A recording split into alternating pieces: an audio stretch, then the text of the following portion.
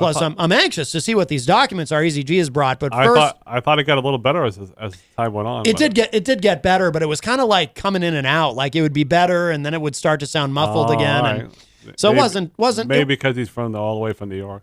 It was not optimum. Let's see. Hello to Michael Martineau in the Facebook live chat. He's also over here. Oh my goodness. Brian Mackey joins us all the way from Idaho. Brian says G, and it's multiple G's. I think Brian Mackey is glad to see you, Eazy-G. Are you awake over there? Yeah. I noticed you were yawning. Yeah, I do it all the time. I know. It's late in the day. Too. Late in the day for you. Jenny is in the Facebook live chat. Hi, Jenny. Hi, Jenny. AJ Davis joins us. AJ, welcome. Haven't seen you in a while. Good to see you in there. Let's see. Brian says hi to Jenny and to Michael Martineau. And, hi, Matt, LOL. Wayne Noel joins us all the way from Michigan. Brian says a renal scan. No, it was a retinal scan that Eazy-G will have to go through in the future to enter the Brady Sullivan Plaza and this building as well, from what I understand, Eazy-G. Oh no! Just so you know, but to come and go in this building, that in fact will be a renal scan. So be prepared for that. I guess my days are over here. Well, no, it's just, it's really not so bad. Let's see. Brian says Eazy-G, let him off the hook. Wayne Noel says hi to Jenny. Let's see. Amy Hazard King joins us, says good afternoon and happy Friday. Wayne says, the police don't react to anything in New York anyway, referring to if our president were to shoot someone in the middle of Fifth Avenue. Brian says, when I would visit NYC, I would see teenagers blocking police cars with their lights and sirens going, trying to get through an intersection.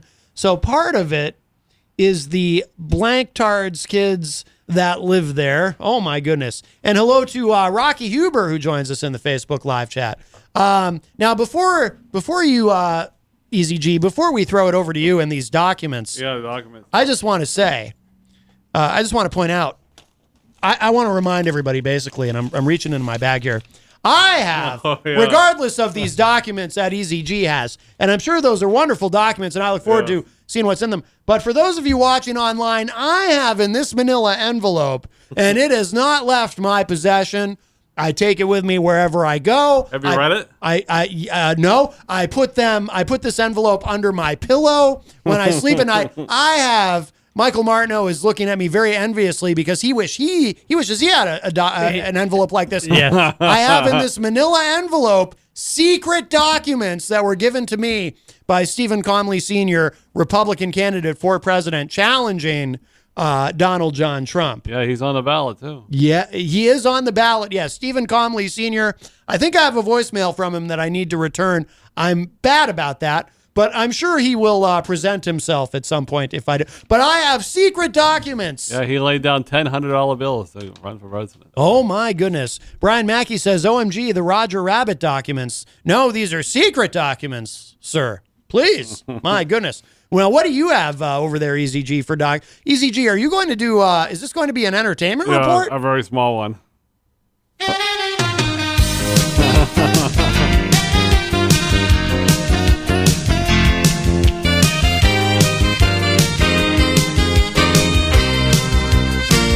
Now, is Peter okay with this? Is Peter White okay with you coming on here and doing an entertainment report? Well, I tried to get some stuff out today, but there was so many people in the room. It was difficult to get anything out. So when he calls you and says, Eazy-G, what are you doing? You've cheated on me again with Matt Connarton. You'll just say, well, there was too many people in the room? This I'm going to save for later. I'm just marking out.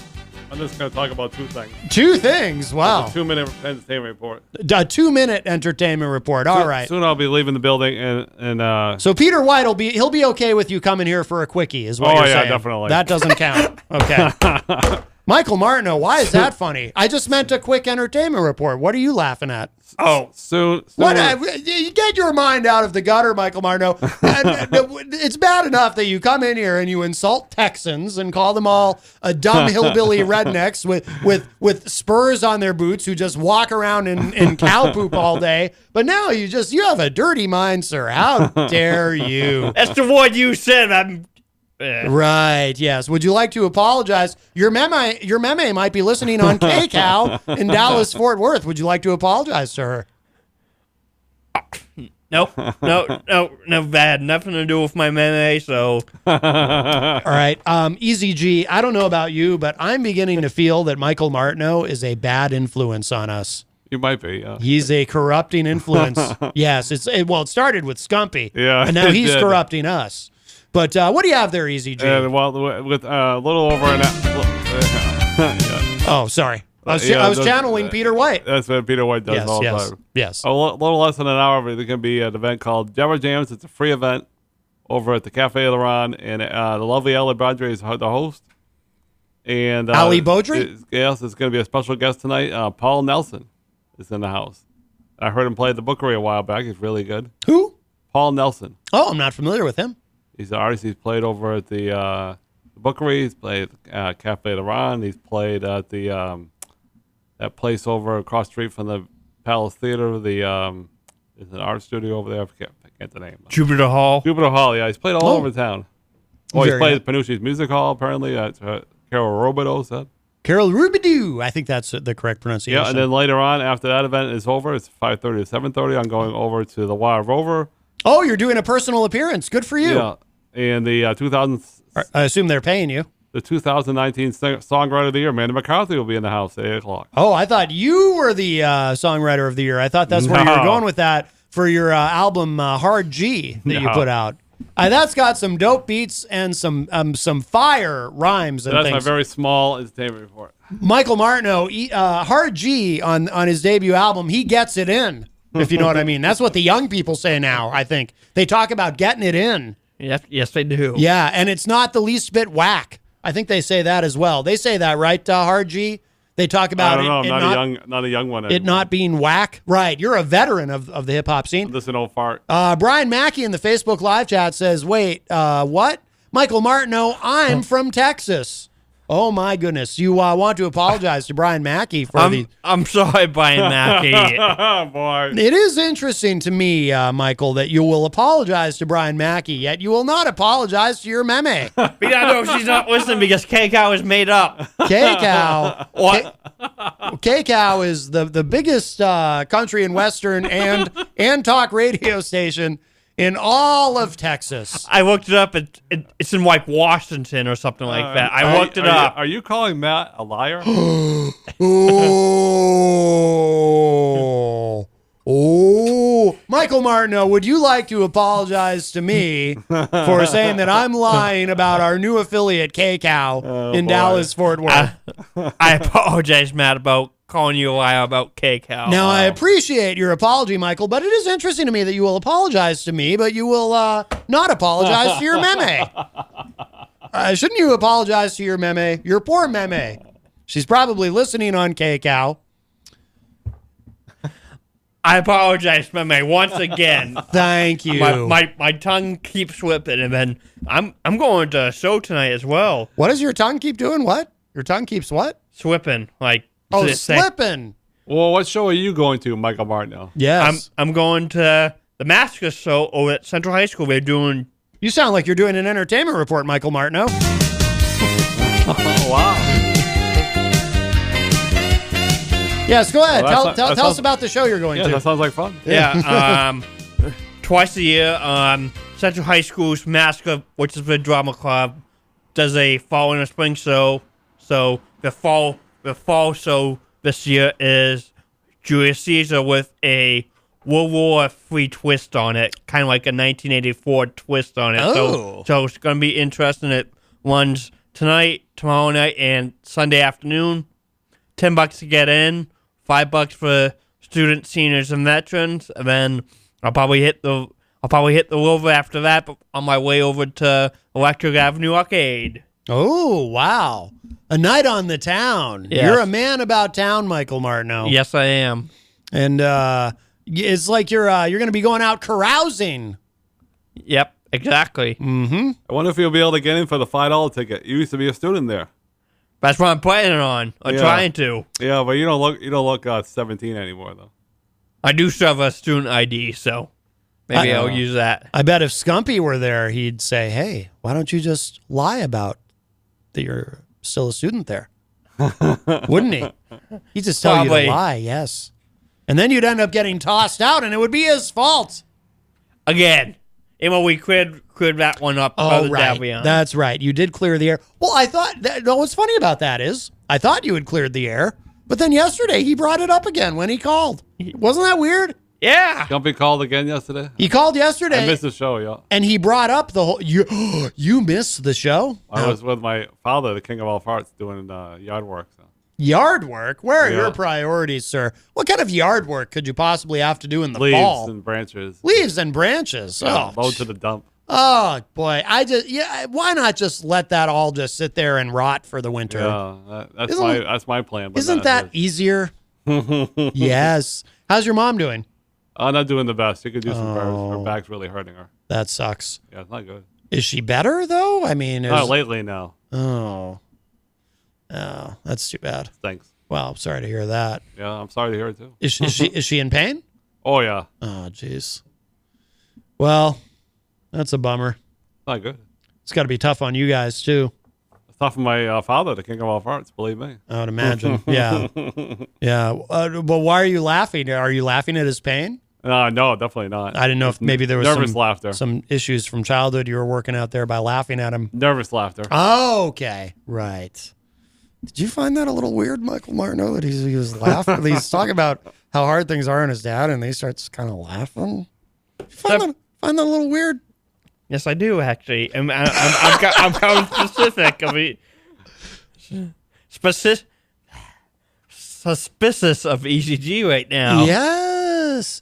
Eazy-G, I think you owe an apology to Michael Martineau's meme. Why should I apologize to Michael Martineau's meme? Well, I don't know. You should apologize to somebody. Aren't you ever just? Don't you ever just? Remember that time I apologized to you and then I went like that? No, I don't remember the that. Summertime when I was working at Creamland. Yeah. And you were all excited about your goldenrod shirt. Yeah. I said something to Peter White at the show and it kind of ended Oh, wrap it up. And then yeah. later on, Peter said, "Oh, you're going to pay for that later on when Matt hears it." Yes. And then I called up and I You said, hurt my feelings. It takes a proud man to apologize. So I apologize and then I went like that. And then you kind of pat yourself on the back for apologizing. Yes. You did hurt my feelings, Eazy-G. I wept. Yeah. I wept openly. Yeah, I bet you did. Michael Martineau's meme called me to make sure I was all right. and I told her that you would be apologizing to her. I remember he died years ago. So. And my grandmother. Wow. Way to bring the... Hey, it happens. Well, you don't have to be so callous about it. Hey, it happens. Gee, didn't you love them? I did. Well, okay. They were great people. Yes. Well, wait, back in the day. Back in the day. Right. One day, everybody in this room will be gone. Not me, brother. I'm going to live forever like the kids from Fame. It's like Hall of Queen there. She says that the other day when she was on the show. She said she's going to live forever? Yeah, Peter said, I don't know about like that. the song, like the Oasis song. I are going to live forever. Why would you want to live forever? Probably not. Well, if I could stop aging and live forever, that would be pretty cool. If I could be a vampire.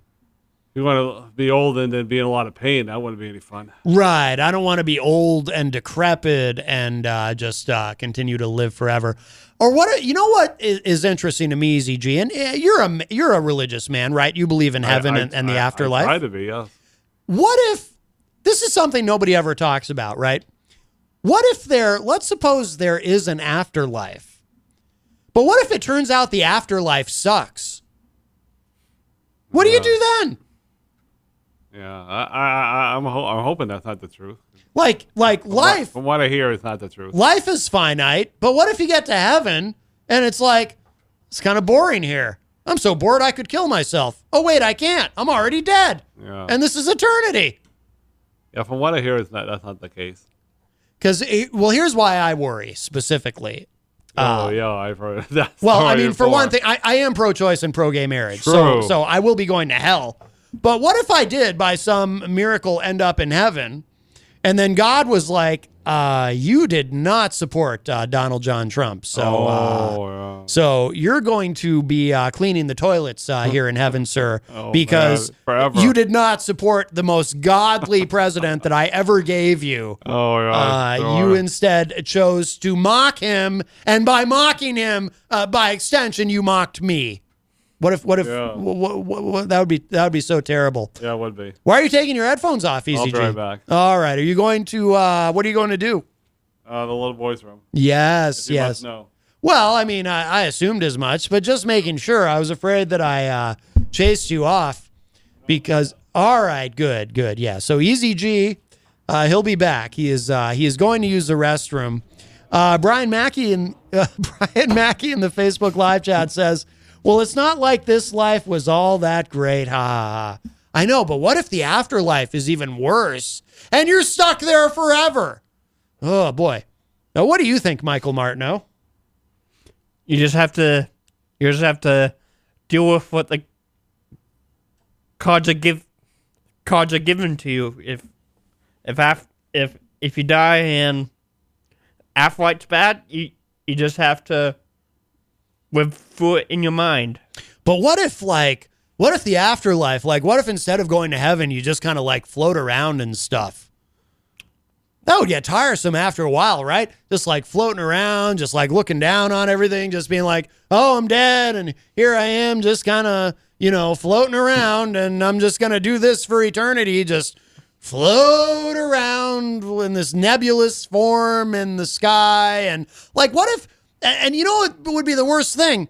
What if it turns out the whole haunting thing isn't even real? So you're dead and you're a ghost and you're just kind of floating around and you don't even get to haunt anybody. It turns out that that's all fake and you're just for all eternity. You're just there. Looking down upon Earth. Yeah. Is that not depressing to think about?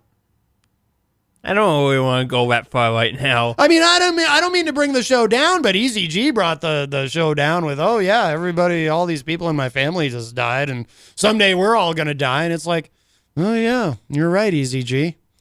Thanks. Someday we're all gonna die. What if it happens all at once? What if there's an asteroid headed toward Earth right now? Hopefully the U.S. hopefully somebody has a missile to destroy it.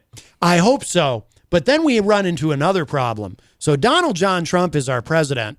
So we have to hope that he's competent enough to give NASA the order to fire the missile into the asteroid. What if he gets distracted or something? What if he's busy tweeting that he's mad at somebody, he's mad at Ambassador Yovanovitch or something, and it's Mr. President, we got to do this, and he's hold on, and and then we're all dead.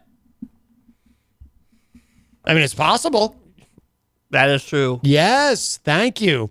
We know what would happen if George W. Bush were president when an asteroid was headed for Earth. He'd be in front of a bunch of school kids reading My Pet Goat. And if someone came into the room and said, Mr. President, there's an asteroid headed toward Earth, he'd probably just continue to sit there and read My Pet Goat for, about 8 minutes. Yeah. But that was George W. Bush. Speaking of Texas. Now, if you were to say that George W. Bush, was a war criminal, if you were to say that he was a hillbilly in Texas walking around with boots and spurs, I don't think anyone would mind, Michael Martineau. What do you think, Eazy-G? What if there's an asteroid headed toward Earth right now? What should we do? Say your prayers, I guess. Right.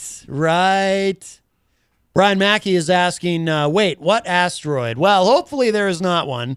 But if there is, maybe we should do like they used to tell the kids in the 50s, if there's a nuclear attack, you just duck and cover. You get under the desk.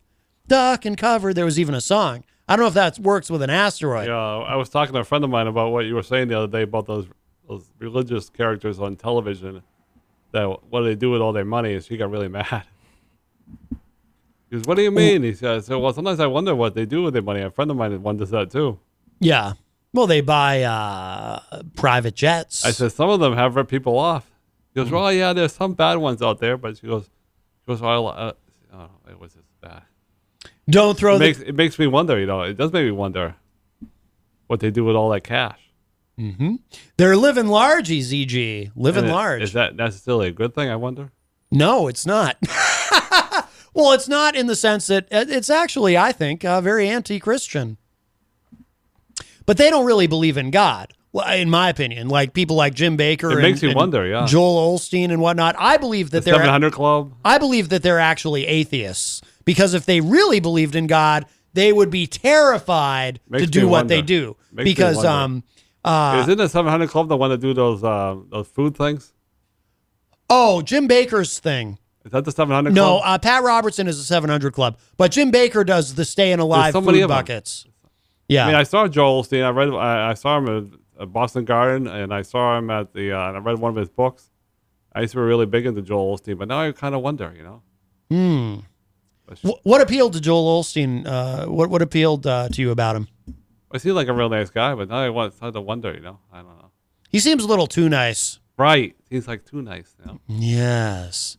He's kind of secular, though. Like, he tries not to shove his religion in your face. Right. But he is nothing wrong with money, obviously. Right. Everybody needs money to survive. But Yes. he seems like to have a ton of money. Yes. Yeah. Because he doesn't really believe in God. I guarantee it. I promise you. There's no way. It makes me wonder. I don't know if 100%. Because he would be afraid of ending up in hell. It's like it says in the Bible. No, for real. I really believe this. It says in the Bible, it's easier for, a camel to pass through the eye of a needle than a rich man to enter heaven. You're right. Yeah. It makes me wonder a little bit, yeah. Yeah, but these people treat religion as a business. And if I remember correctly, because I did go to Catholic school from grade 2 to grade 8, so I remember some, and I believe the only instance in the Bible of Jesus really losing his temper violently was when he walked into the temple and he saw, I think in the Bible they're called money changers. He saw the merchants selling stuff in God's house and he got really mad and said, not in my Father's house. And he started flipping tables over. Yes. Yeah.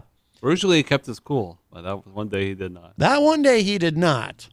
Yeah. So, no, I think what these people do is very unchristian, and I think they're not believers. I mean, they've turned it into a business. They've built multi-million and billion-dollar empires, and no, they're not. They're not believers. They can't be. They can't literally. I mean, unless they're able to. Maybe some of them are able to dilute themselves so much that they honestly believe their own BS and this and this prosperity gospel nonsense that, well, I must be extra godly. God clearly wants me to be rich. Like Paula White, Yeah.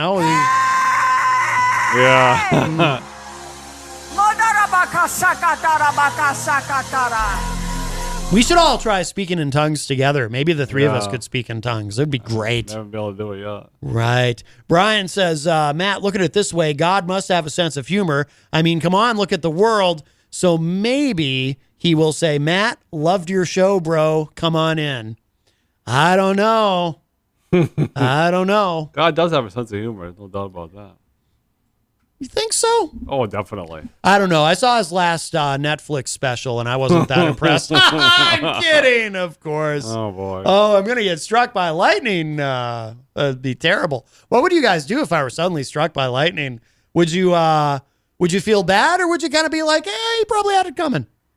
I'd feel bad. You'd feel bad, yeah. I'd feel bad. You'd feel bad, yeah. Some people have get struck by lightning, but that doesn't necessarily kill them. That's true. That's true. I could survive. It could be a warning shot. Like I could be struck by lightning, and that could be God's way of saying, dude, you got to, lighten up on the Trump a little bit and maybe, stop being so okay with the gay marriage. Yeah. But I'd have to stick by my principles. Yeah. I believe everyone should have the same rights. Yeah. But you believe that too, Eazy-G, don't you? Even though you're a religious man, I believe you are on record saying that you're okay with the gay marriage. Yeah, definitely. But you aren't you a Universalist? I go to a couple different churches, yeah. But you go to the Universalist Unitarian? Well, First Church and Grace Church, they're pretty much a O&A church. But they're open to all people. I like the you use. Because everyone wins. All are welcome. All are welcome. Right. It's nice when everyone wins. The Catholic Church, they don't really feel that way, unfortunately. Well, the Catholic Church, it's a little bit a little different. They're more rigid. Like a friend of mine says, when you're going to the Catholic Church all the time, you have a harder path to the heaven. Right. And you have a harder body because you've been doing all those aerobics. If you go to Catholic Mass, True. Yeah, there's a lot of sitting, standing, kneeling, jumping jacks. You got to shake hands when you do the peace be with you. All of that. It's crazy. Well, with all the problems, You got to spin your partner, do-si-do. with the attendance at church, you would think the churches would be open for anybody to come in and worship. That's not how religion works, Eazy-G. No, but it's nice that you go to churches that are more inclusive. Yeah. Do they have lunch specials? Lunch specials? Yeah. Kind of like the Hop Knot, $7 lunch specials. Yeah, No, do they not have really. because that would get me to go to church. No, I would not really. totally go to church. Yeah. Or if they had like free donuts and coffee. Yeah. Well, we I'd go to confession for that. Yeah, That'd be yeah. awesome.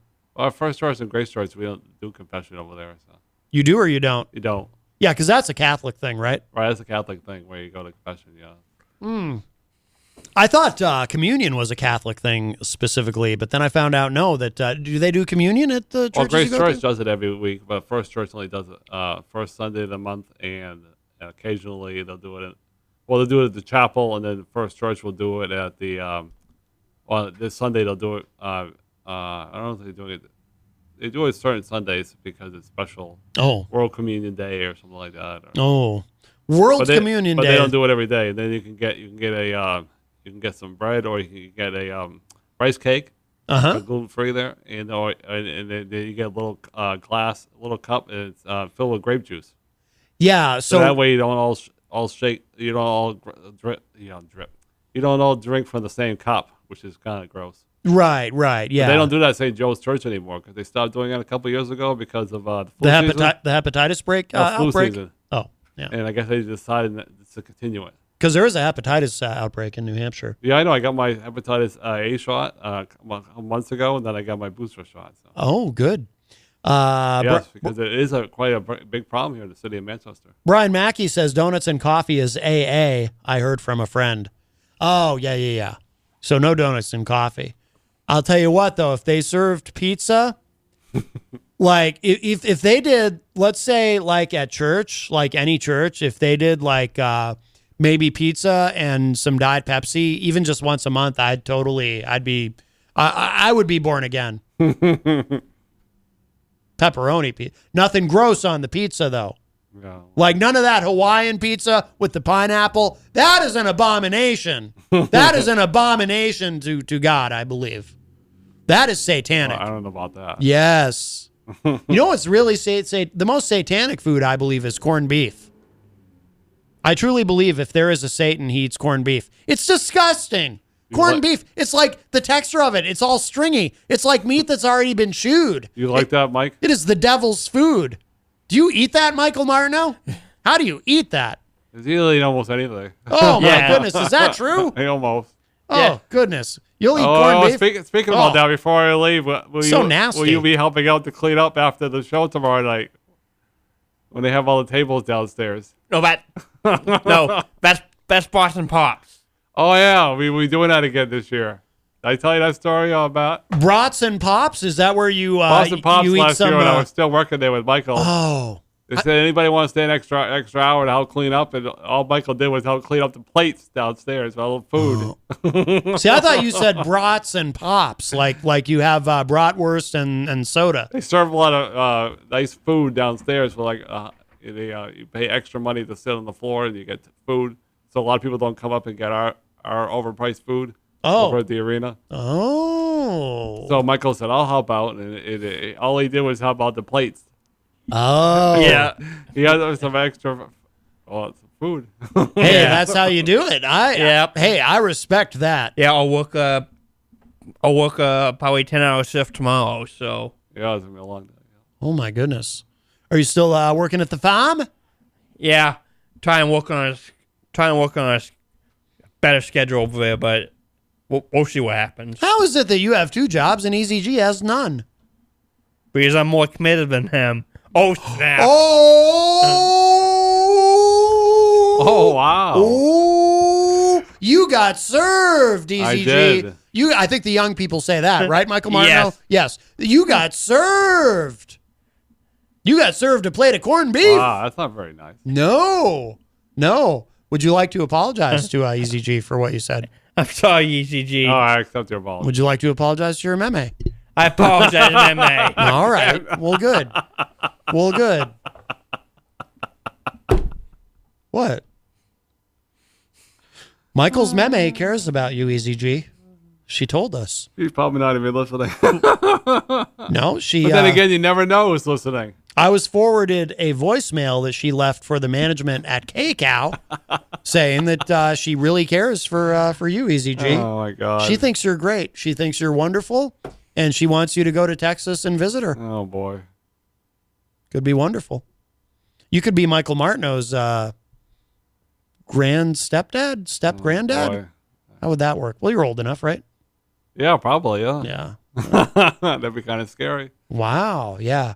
You'd welcome it. Would you welcome Eazy-G into your family, Michael Martineau, if he married your meme? Oh, my God.